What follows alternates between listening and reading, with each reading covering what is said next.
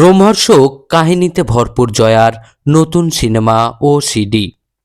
জয়া আহসানের খ্যাতি এখন বিশ্বজুড়ে। ডালিউড পেরিয়ে বলিউডেও কাঁপিয়েছেন এই গুণী অভিনেত্রী। রয়েছে বলিউড তারকাদের সঙ্গে উঠা বসা।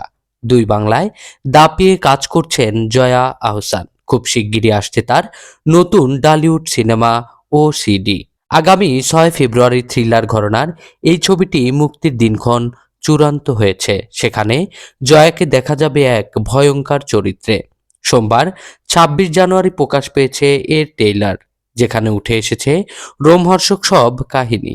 ছবিতে জয়া আহসানকে দেখা যাবে শ্বেতা নামের একজন চিকিৎসকের চরিত্রে। ট্রেইলারে দেখা যায় শ্বেতা তার চারপাশ নিখুঁতভাবে পরিষ্কার রাখতে মরিয়া, যেন প্রতিটি ধূলিকণা সরাতেই হবে।